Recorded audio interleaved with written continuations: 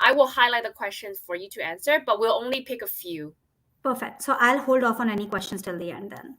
Exactly. Sounds good. Okay, starting.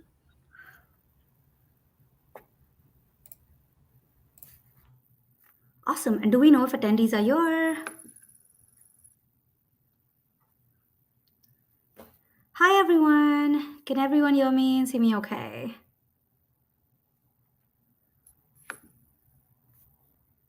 Awesome. I am seeing the we are here. Great. So while we wait, we'll just give everyone like 30 seconds more. While we wait, I'd love to hear where you're tuning in from and how you are tied in this product world. Like, are you a designer? Are you a developer? Are you a researcher? Tell me more.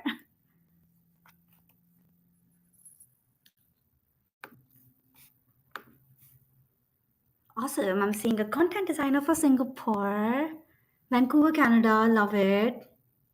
You're very close to me. I'm based out of Seattle, Washington. Awesome. Someone from Australia. Ooh, we've got someone else from Australia, someone from India. I'm loving this. Great. Welcome, everyone. So excited to have you here. So, a couple of ground rules. I ask a million questions, and this is about the interaction. This is about y'all getting what you want out of this session. So, please feel free to keep adding your questions. We'll take them in the end. And if I can't get to the questions, we will definitely connect. So, find me on LinkedIn, find me outside, and happy to take those questions then. Or grab time with me on ADPList. So, sharing a little bit about me, my name is Nandita, and it's pronounced as Nandita. My pronouns are she and her, and I am a petite Indian woman with long black hair and glasses. And on my screen, I have a picture of me with some pretty fall colors in the background, wearing a purple plaid shirt. I am an accessibility product manager here at Microsoft, and I work on the accessibility insights team. We'll jump a little bit more into if you what's accessibility and all that fun stuff. But a couple of fun facts about me: I am a trained dancer in different styles. I've added Indian classical dancing here, but I'm a dancer, love dancing, and I am a first degree black belt in Wing Chun. So any martial artists and dancers out there, feel free to connect. Let me know. While we are in here, again, I have an idea of the learning goals of what I think, we'll be talking about. But quick second here, let's take 10 seconds. Why are you here and what do you want to learn? I'd love to hear from you. I'm just going to quickly watch the chat. What are we excited about learning today?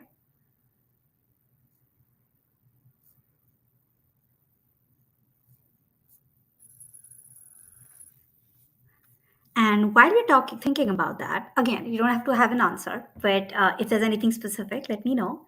But what I really would love to share today is, again, as we think about a product journey, whether it's research, whether it's design, whether it's development, how do we really think about building products for everyone? Who are we leaving out? And how do we make sure that we don't do that? So that's what this session is going to about. It's going to make you think about, ways in which we can bake accessibility into these different aspects. So, whether you're a designer, whether you're a manager, whether you're a developer, whether you're just getting into research, or whether you're a PM like me, what are some ways you can be intentional about being inclusive?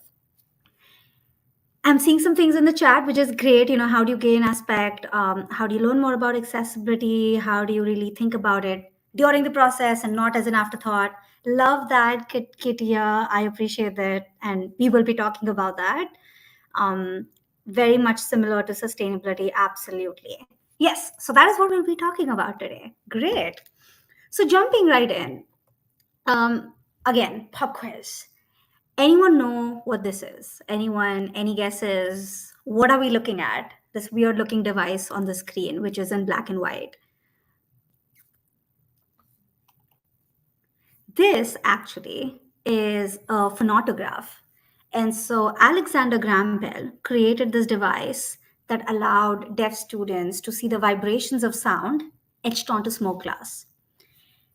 And this invention actually led him on the path to invent the telephone 2 years later.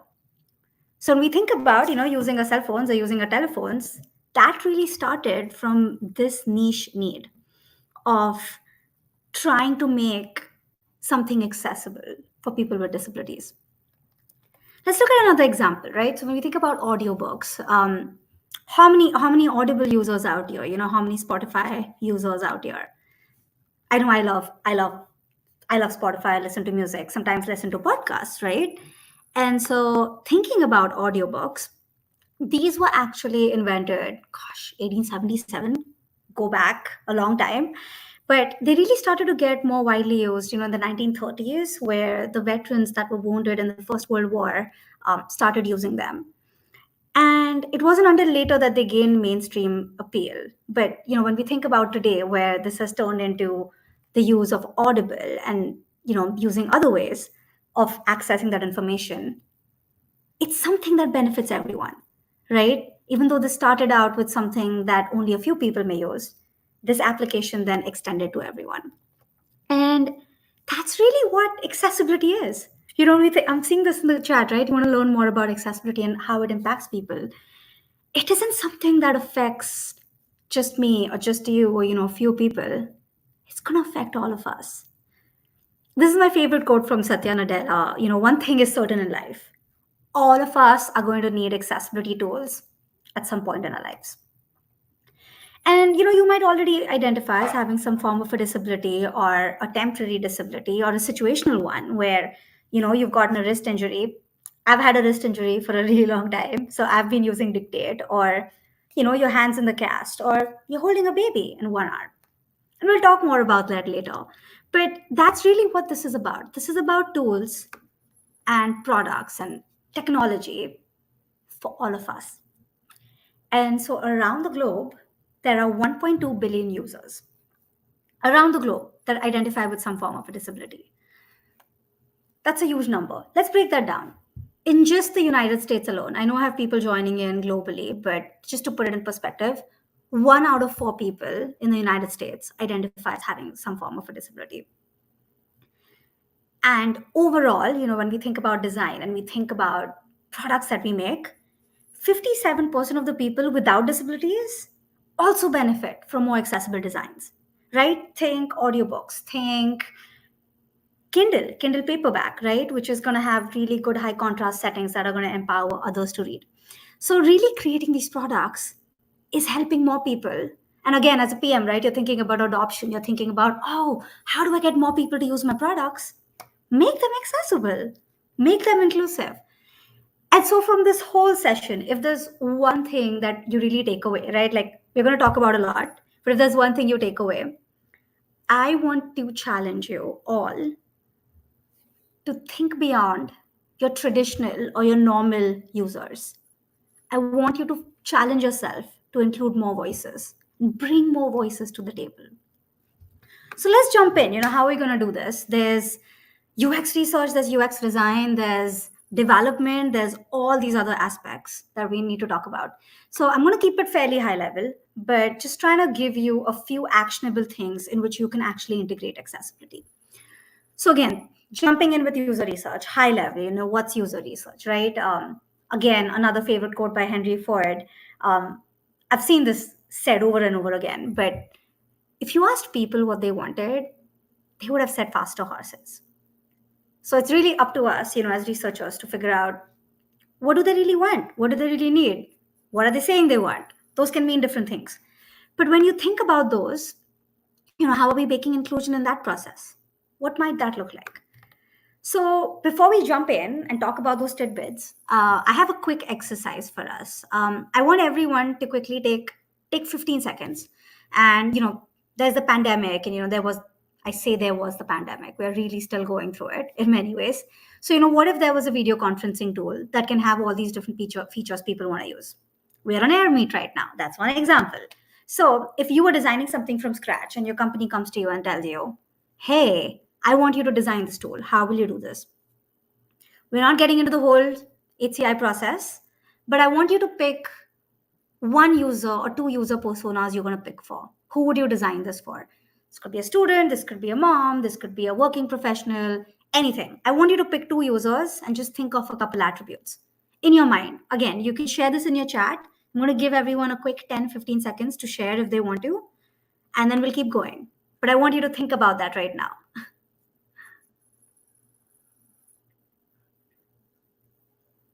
So I'm seeing subtitles. Okay, that's one feature. But who are you designing this for? So tell me some users that you're thinking through. I have two in mind, but I'll share that in a second.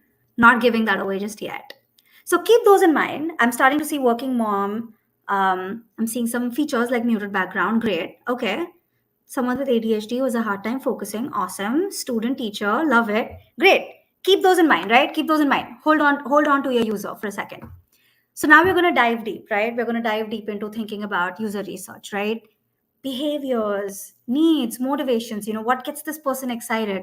What's motivating that working mom to use this tool? Why are they using this tool? Are they using this to work? Are they using this to connect with their family? What is it? So many methods in which we can accomplish those. Oh my gosh. So I feel we could just talk about this, just research methods. We're not going to dive too deep. But here are some research methods you could use, right? You could use evaluative research, usability testing, focus groups, interviews. High level, no matter what you use, what method you use, I want to challenge you to consider accessibility as part of it. And some ways to do that, regardless of what you choose. For example, when you're defining the context or you're defining what tasks are being performed, when you're picking your users, like we just did 30 seconds ago, did you think about people with disabilities as part of it? I saw someone in the chat say, hey, this is someone with ADHD who's wanting to use the platform. Great, right? You just demonstrated one way in which you've thought of someone who would use your platform, right? And there could be so many more. So how do you really tie these more into your persona, right? How are you including those? So are you just saying student or a teacher? Are you saying, oh, this is a student who may be a wheelchair user, or this is a working professional who's a screen reader user? Could be anything, right? But you're thinking about those attributes so early on. So when you start interviewing them, when you start talking to them, you've already got those insights lined up. And so when, again, as you're thinking about interviews, for example, right, include people with disabilities as part of the process. Find a way to bring their voices in, even if it's synchronous or asynchronous. There are companies out there that will also do user research for you. So if you have budget for that, you can also ensure that you tie that in to say, hey, I want to make sure people with disabilities are included. When you're doing that, make sure all your materials are accessible, because you don't want to walk into an interview and then the person is unable to participate. Sad, but very honest, vulnerable story. I have done that. Where I had a prototype that was, not accessible. And I remember sharing something on the screen, assuming this person can see my screen and be like, oh yeah, you can see the stuff on the screen. What's your feedback? And there's like 10-second silence. And she's like, I can't see the screen. I'm like, oh, is there like a tech issue on my end? I'm so sorry. Let me stop sharing and let me reshare. And she's like, no, you don't understand. I cannot see the screen. Can you please describe it for me? And I remember there just sitting frozen for 10 seconds and be like, oh my gosh, Nandita, how did you do this? Like, how did you just make that assumption? And that happens, we all learn, but it turns into a moment where we all remember that moving forward. And we want to remember that, you can't just assume abilities, right? So again, high level tips on user research. Include them in your user research process. Create accessible materials for your interviews. There's a lot of tools out there that do that for you. There's a lot of information out there that can also help you with that. There are accessible templates available now where you can start out with that. I know I use that in Microsoft PowerPoint all the time, where I'll just start with an accessible template. But then you have accessibility checkers. There are ways for you to test. So just check for that and diversify your personas. And so before we go further, I want you to think about, what are some other ways in which you could have enriched your user, right? What are some other ways in which you could have diversified that persona? And I'll give everyone quick 5-10 seconds to reflect on that in ways we can do that. And I'm seeing people share senior teacher, finding some other ways. And that's great, bad Wi-Fi connection, or even thinking about the assumed technological ability, assuming that, oh yeah, this person can use a phone or this person can just use an app. You can't always assume that. So there's different ways in which this also ties in. And so going on, I know we're pressed for time, so I just want to make sure we touch on everything. This is going to feel like a very quick version of the design thinking process, but we're just going to touch on a few tidbits. And thinking about this design phase, right, where ideas are starting to come together, you've gotten your insights and you've talked to your users, all that fun stuff.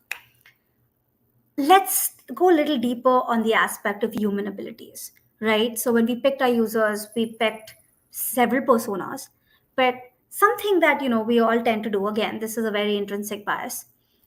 We tend to evaluate and generate ideas based on what we know, what's in our circle, what we've experienced. But if we only tend to do that, we might end up designing for people, who think like us and who are like us. We might end up excluding other people. And so what inclusive design really talks about is this idea and notion of, if you only use your abilities as a baseline, some people will be able to use it and others will not. So, how do we really strive to create experiences, create technology, create products that are going to work well with all aspects of a human body, right? Not just your abilities, but the abilities of others around us. And there's, oh my gosh, about 7.48 billion people around the world, out of which 1.2 billion identifies being disabled. And so if you think about that, that's a lot of people. And so our ambition should be, how do we create products that are physically, cognitively, emotionally appropriate for all of them? And that really starts with seeing this human diversity as a resource for better designs. And so thinking about what inclusive design is, it really draws on the full range of human diversity. Web accessibility specifically that we've talked about means that, we are creating these products, these experiences that are designed and developed in a way that people with disabilities can use them. So I want to make sure that, when we're thinking about accessibility and or inclusive design, we're thinking that, yes, we want to include people with disabilities as part of our personas, but don't just stop there, right? Think about language, think about race, think about culture, think about all these other aspects. Coming back into, disability specifically, thinking about accessibility as a notion, the World Health Organization actually changed its definitions. So 1980, it used to be, oh yeah, it's a medical model of disability. So if there's a limitation or if there's something that you can't do, that's because of you or that's because of who you are. And they really changed that definition in 2001, where it was about the interactions. It was about the mismatch between the interactions of what's going on with that person and the environment. Take left-handed desk versus right-handed desk. I was born left-handed, and I remember being forced to, sit at this desk, which was meant for right-handed people, and I would be, curving and trying to write it. Oh my gosh, that was a pain. That is something wrong with me? No, but the environment is what disabled me, right? And so thinking about that as an environmental aspect instead of the person. And that can change. So, on my screen, I have a slide that showcases exclusion as temporary and situational. So, if you're trying to read a book out in the bright sunlight, that can be very difficult. Kindle paperbacks solve that issue where you can now go read in the sunlight, right? So, it's a very interesting place where they've taken a very temporary and situational disability and limitation and blocker in many ways and turned that into a product to bring more people into the conversation. So these exclusions that we see around us, they change. They change as we go from situation to situation, right? In certain cases, you're able to access information, able to access technology. In certain cases, that can be difficult, very difficult. And so when we think about these constraints, right, those constraints, those limitations are actually great points for design or redesign. So when you're thinking about your products and thinking about how you're baking accessibility and inclusion in, think about the ways in which people are feeling excluded. On my screen, I have an example of showcasing constraints with mobility. So I've got someone depicted in one arm, followed by someone with an arm injury versus a new parent. That's a great example of looking at a permanent versus a temporary versus just situational disability. Same thing happens at an airport, right?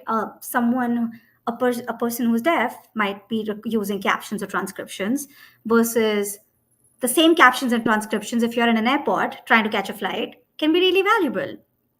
Someone mentioned bad Wi-Fi connection. The transcripts can help out there as well, because if you're not able to hear at certain moments in time, if the transcription's working, you might be able to still catch it. Or teaching someone to read, right? Reinforcing the message with text. So there are so many ways where so many more people can benefit. And gosh, there's numbers out there, thinking about, oh my God, so many numbers, how many people can benefit. I think the easy way I like to look at that is, I think the last statistic based on the research I've seen is 57 people of benefit. People without disabilities will benefit with products that you've created in mind that are accessible, even for people with disabilities. So I want to challenge you to really broaden that lens of accessibility and inclusion. So I just wanted to spend a quick 30 seconds here. I want you to go back to that user you had picked, whether it's your working mom, whether it's your student, whether it's your professional worker, whoever it was. And I want you to start thinking of ways in which they might experience a permanent, temporary, or a situational disability. How is that going to change how you design your product? And how are you thinking about all those aspects? This could be, a student who is colorblind. This could be a student who, like, I know someone's mentioned ADHD, this could be anything. What are some ways in which we can diversify that? So I'm just going to pause here for a quick 30 seconds. I just would love for you all to reflect. I'd love to see more thoughts in the chat. So any thoughts in any ways in which we have broadened that lens? What are some other ways we can bake that into the persona?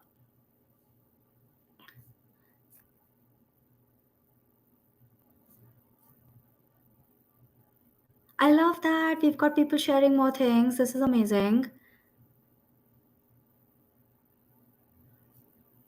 And Holly, thank you for sharing and thank you for being vulnerable. I appreciate that.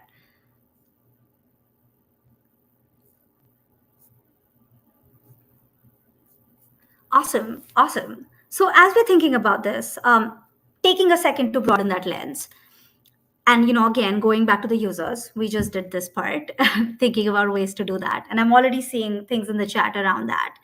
So just push yourself to push that lens, right? And so in quick summary, summarizing the design, thinking about ways to diversify that persona before you're starting to just design jumping in. A couple other things that can really help, and these are things I've tried with, again, my work at Microsoft, but even my work as a grad student or other accessibility projects I've done. Feedback is a gift. So get as much feedback as you can and as many points as possible. So whether it's a sketch and you want to describe it to someone and get feedback from them, that's great. If you can even have accessibility reviews within the design phase, that is super, super valuable. Sharing an example, on my screen, I have an image of a person with a vision impairment who's standing in front of a zoo exhibit. And this is a project I did with Zoo Atlanta back when I was a grad student. And this was super amazing and valuable because it showed us, ways in which we could bake in accessibility to really create an accessible and inclusive experience for people visiting the zoo. So we included people right from the user research phase to the design phase to having those multiple feedback cycles. And the story I shared with actually having an interview with someone and making that assumption because it was over a computer, that happened during the project as well.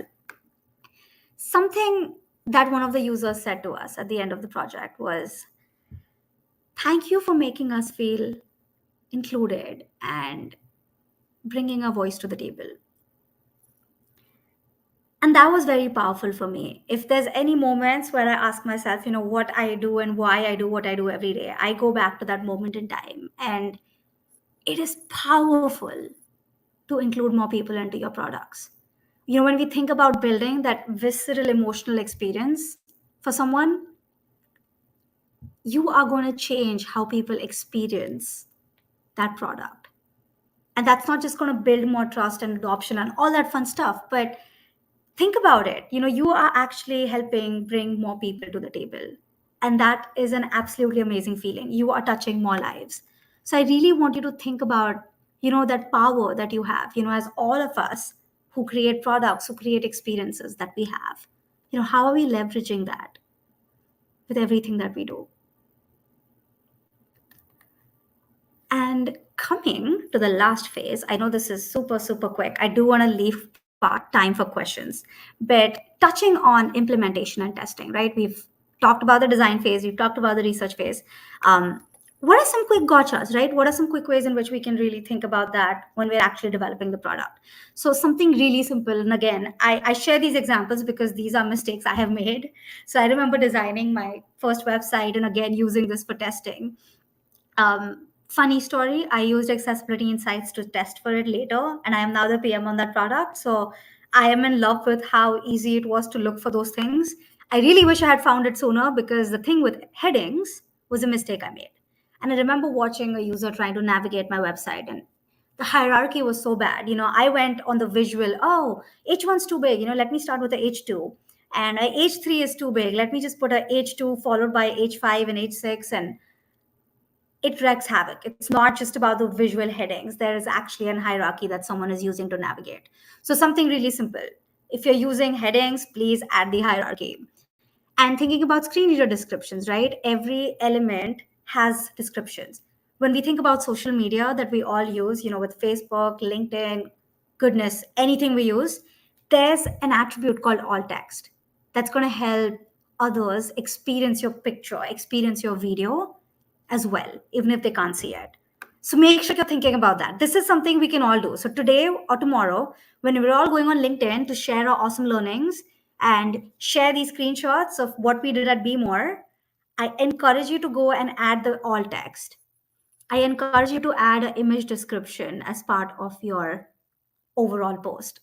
And let's change that. Let's change that together. Someone's going to see that. We're all going to collaborate. And the only way we can do this is together. So that's my quick takeaway from implementation. Think of those quick tidbits.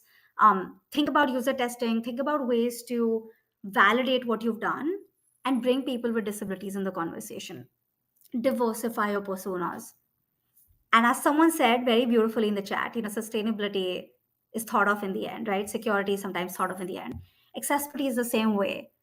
Think of baking it into each and every phase. Consider it and start with it. And nothing can be done in a day, in a month. Like, we're all in this together. So if each and every one on this call thinks of one thing that they're going to go do and change, we're all creating magic together. And I know we're at the end. So I have a quick request for all. Again, I'd love to hear your thoughts on reflection. How was the session for you? I'd love to open this up for questions at this point and just see where that goes. Vicky, I know we're going to be very close to time. How much time do we have?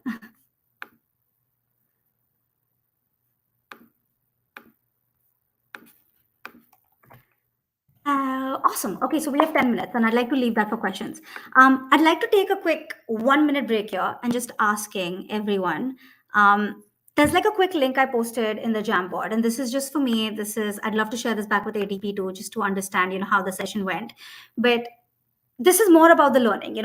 I'd love to know what you learned. What is one thing you took away from the session today? You don't have to add your names. If you feel comfortable, you can, but you don't have to. It's totally anonymous. But if you can just add a card and tell me one thing that you learned, I would love, love, love to hear that. And I'm going to pause here for questions. So I'm opening this up for questions. I see.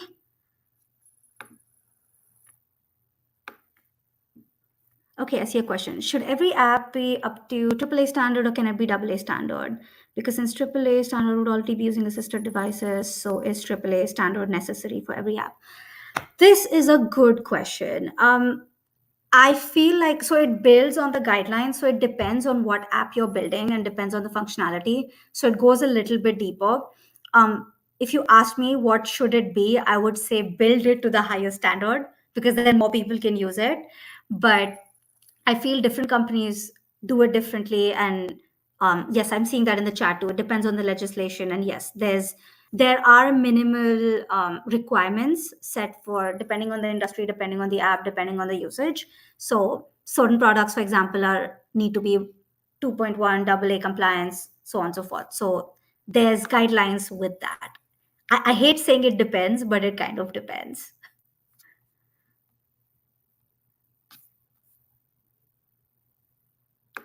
Awesome. What other questions do we have? Okay, so we have another question. As Max says, as a senior product designer, we need to think about accessibility, but also usability. What are the main points we need to include in product updates to an old system? This is a beautiful question. I love it. Thank you for asking that, Max. Accessibility does not always mean usability. So when we think about building delightful experiences, again, keyword being delightful experiences. As part of the zoo project, that is something I've seen where something was accessible.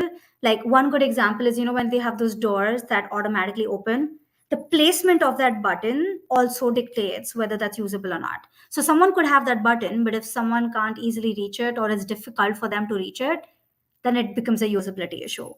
And so when you're thinking about accessibility and usability, I think I always go back to, make sure you're user testing. Make sure you're talking to users, you're validating with users on the fact that are they able to use it? Is it delightful? That is honestly my number one point. But if you don't have access to users, then other things to keep in mind is, what are some ways in which you can get that asynchronously? What are some other ways as you're updating a product in the old system? Like you may have some constraints. I know I see that with frameworks, so certain things that are just constrained. So where is the leeway where you can actually go do that and play with that and make those changes? Okay, we've got another question. Are there any books that speak to best practices for accessibility and inclusive design? Yes, there's a lot of books. There are a lot of free resources out as well. So I connect with me. I feel like this is going to be very hard to share right now, but connect with me on LinkedIn or again, grab time with me on ADPList and we'll chat more. Happy to share that. How do I convince stakeholders to care about accessibility as well as security and sustainability? I'll start with accessibility. So there are actually, and again, you know what? I'm just gonna share this resource. Way design. There's actually really good business cases or even overall models that have been shared to be able to do that, because this question comes up a lot, right? How do I get them to care?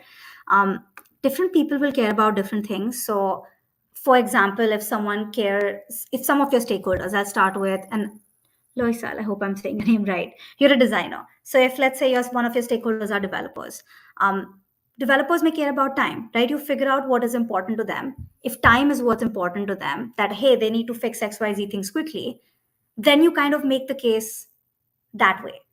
You kind of make the case to say, hey, by including accessibility, this is actually going to save you time. Because later we could potentially get sued, we could potentially run down these other issues, and then you're going to have to do this anyway. So why not just do this on the front end and save yourself more time and effort, right? Easy peasy. Someone might actually care about it from the social good perspective, right? Like when we think about sustainability, for some people, that's very personal. So if this is someone who really cares about sustainability or really cares about this other cause, you can even tie it to that to say, hey, this is actually a socially good thing to do, right? Like you're bringing more people into the conversation, you are including more people. Why would we not do this? So you tie it back to the motivation, who cares about what, and then figure out how you can do that. I see Sunil's comment saying that stakeholders are aware of accessibility, but it goes back to engineering effort and ROI. And absolutely, right? And this is where you can even tie the point back to how accessibility is actually going to lead to better and more usable products, which is going to tie to higher adoption metrics and better usability metrics. So this is going to make it much more easier and better for more people to use it. So why don't we do it? Okay, how do I find participants for accessibility testing? Oh, this is a great question. I know when I was a student, one of the things I've done is I've just looked on Facebook. There's some groups in Facebook as well. Other ways to do that, I've also shared on LinkedIn. I know this was very like informal, but I was like, hey, this is what I'm doing. If anyone's interested, reach out. I got people through that. There are actually companies that do that. So there's companies like user testing. Fable actually is a company that is starting to do user testing with people with disabilities. So specifically, that's the one. And so that was very interesting for me to see. And there's more people and more companies coming up with that. So depending on if you have budget versus if you don't have budget, those are some ways to do that. Yay, I'm glad that helped. Again, reach out if you have other questions. What other questions do we have? Yes, it's Fable. It is Fable. Fable.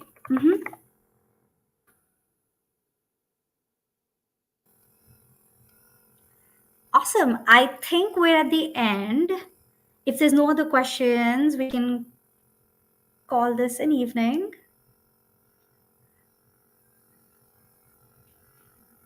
Okay, I see one more. Okay, are there any new technologies that are being integrated? For example, look to speak technology. I am actually not aware of that. I want to be honest and do justice to that question, but I'm top of my mind right now. I don't have a good answer for that. But happy to chat offline.